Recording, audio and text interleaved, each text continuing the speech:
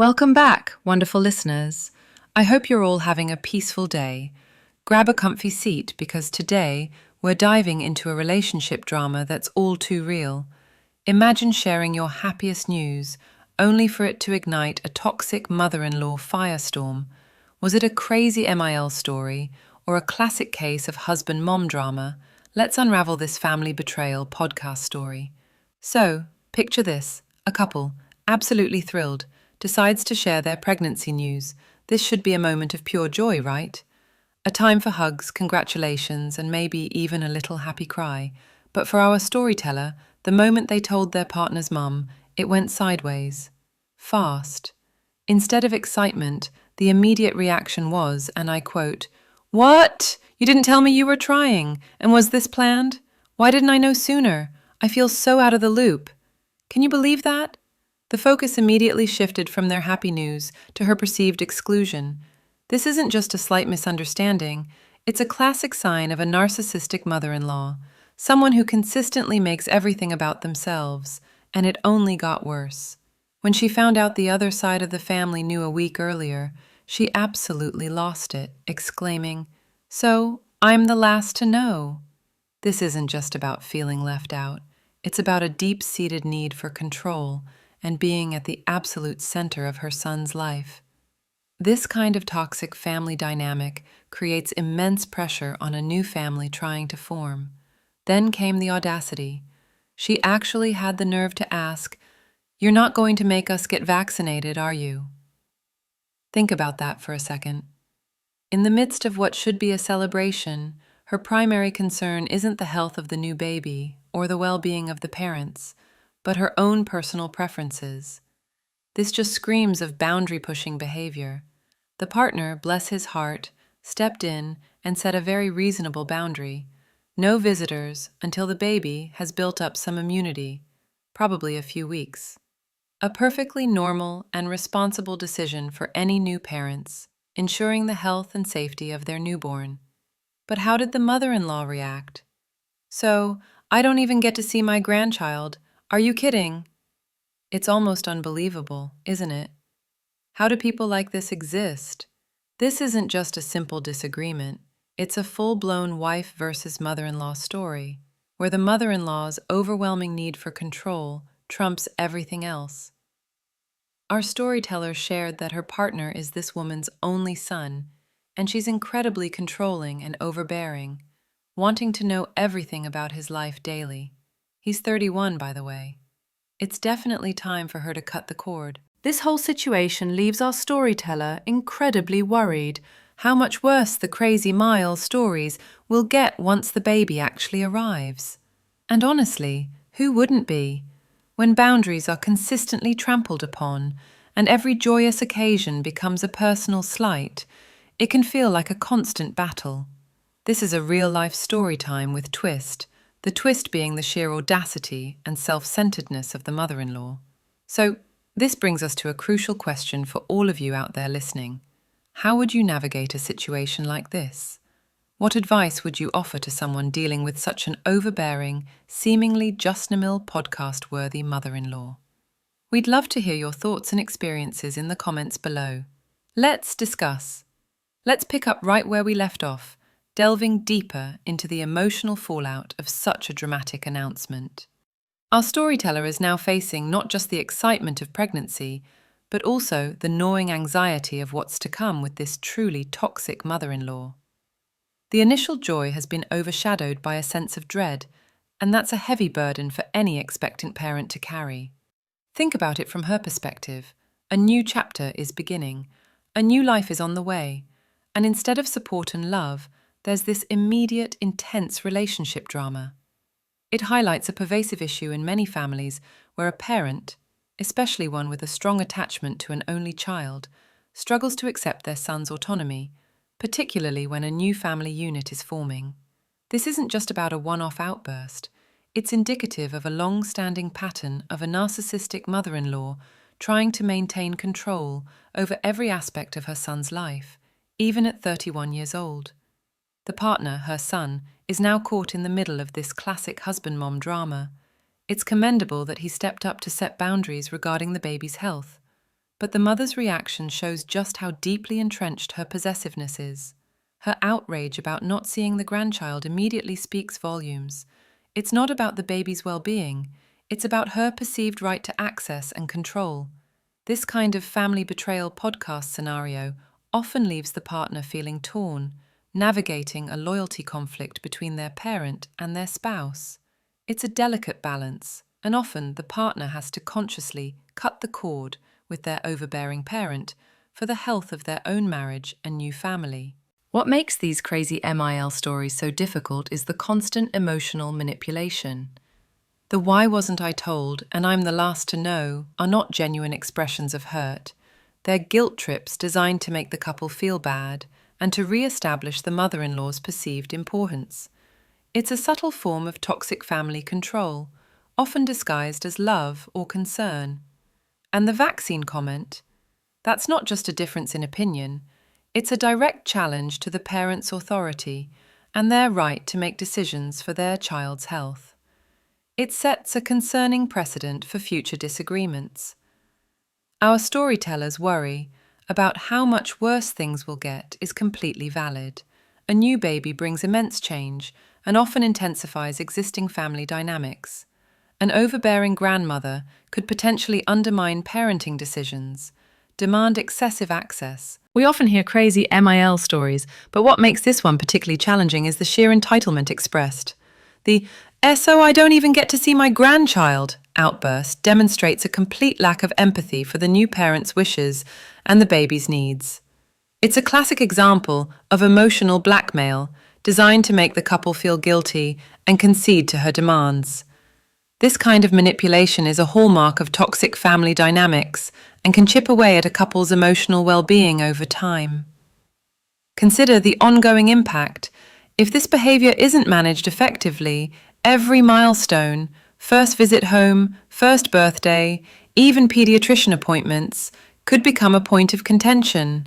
The husband-mom drama could escalate, creating an environment of constant tension and stress, which is the last thing new parents need.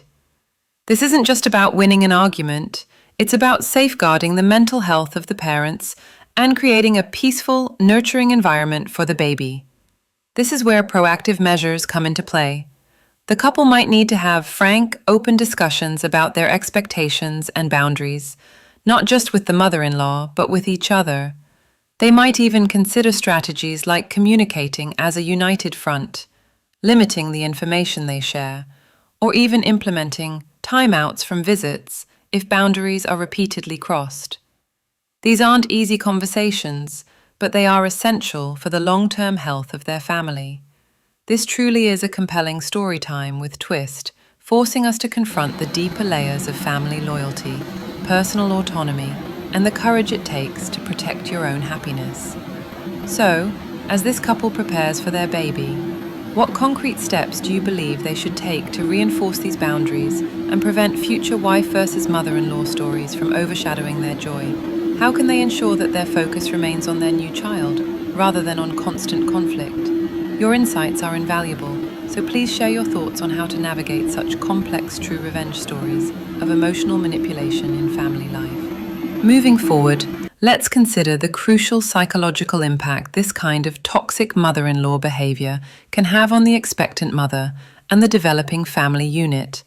The constant stress and anxiety are not just unpleasant, they can genuinely affect pregnancy health and the early bonding experience with the newborn. This isn't just a minor relationship drama, it's a significant emotional drain that requires strategic management. One critical aspect here is the potential for family betrayal podcast themes to emerge, especially if the partner isn't consistently supportive. When a mother-in-law's actions make the new mother feel unwelcome or constantly criticized, it can lead to deep-seated resentment and feelings of isolation. The partner's unwavering support and willingness to prioritize his wife and child over his mother's demands are paramount. This isn't about cutting off ties completely, necessarily, but about re-establishing healthy boundaries and demonstrating unwavering loyalty to his new family. It's about him actively engaging in and taking responsibility for the husband-mom drama rather than simply reacting to it. We've seen countless crazy mill stories where the mother-in-law attempts to overstep into parenting decisions, trying to dictate everything from feeding schedules to discipline. The early warning signs, like the vaccine comment and the demand for immediate access, are strong indicators that this mother-in-law will likely continue to challenge the new parent's authority. This is why having a clear, agreed-upon game plan between the couple is so vital. They need to present a united front, deciding together on how they will handle visits, advice, and any attempts at manipulation. This proactive approach helps to minimize future conflicts and reinforces their autonomy as parents. Moreover, the storyteller's worry about how much worse things will get is sadly common in situations with a narcissistic mother-in-law. These individuals often see grandchildren as an extension of themselves, or as a means to regain control they feel they've lost over their adult children's lives. It can manifest as attempts to monopolize time with the baby, undermine the parents' rules, or even criticize their parenting style. This isn't about love for the grandchild as much as it is about fulfilling their own needs for attention and control. For the couple, this means they might need to learn the art of information diet, carefully controlling what they share with the mother-in-law to reduce opportunities for criticism or interference. They might also need to practice polite but firm deflection techniques when unwanted advice or demands arise. This isn't easy, especially when dealing with family, but it's a necessary skill for managing a toxic family dynamic. The goal isn't to create animosity, but to protect their peace and the sanctity of their new family.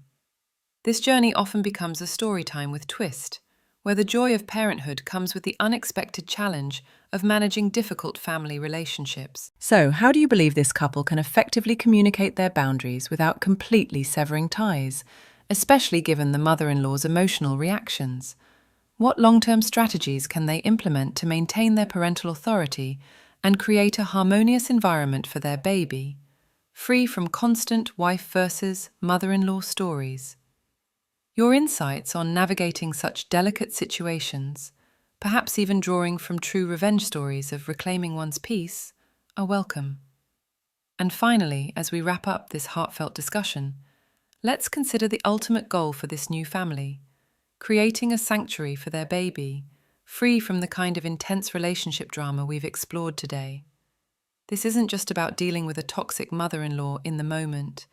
It's about establishing a foundation of peace and respect that will last for years to come. The initial shock of the pregnancy announcement has truly revealed the deep-seated issues at play, making it clear that this isn't just another one of those casual, crazy MIL stories, but a significant challenge for this young couple. The concept of cutting the cord for the son, who is 31, is vital. It means more than just physically distancing himself. It involves an emotional and psychological shift where his wife and future child become his primary family unit. This shift is often the most difficult part of navigating husband-mom drama, especially when a narcissistic mother-in-law has historically held such a tight grip. True support for his wife in this scenario means actively shutting down his mother's attempts at control and making it clear that their decisions as parents are final. This unified front is the strongest defense against the persistent pressure.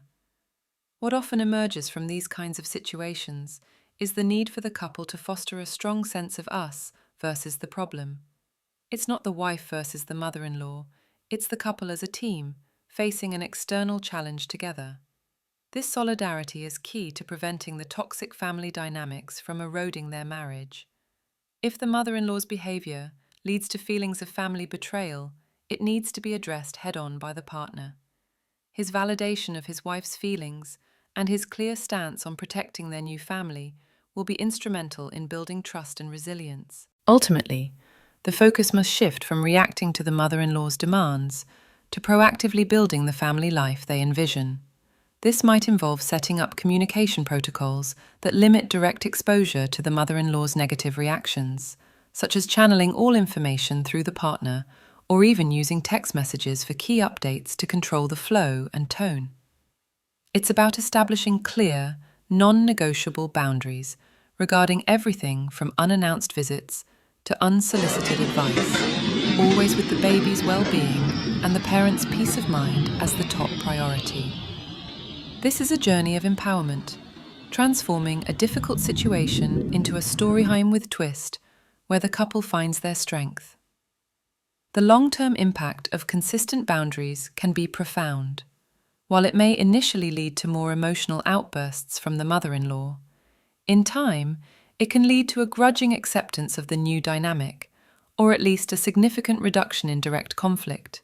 And in some cases, these wife versus mother-in-law stories become tales of true freedom and peace for the couple.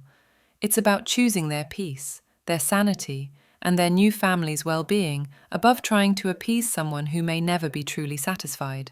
So, listeners, as we wrap up this powerful discussion, I want to hear from you directly. What's your go-to phrase for politely but firmly setting a boundary with an overbearing family member? Just drop your best boundary setting line in the comments below.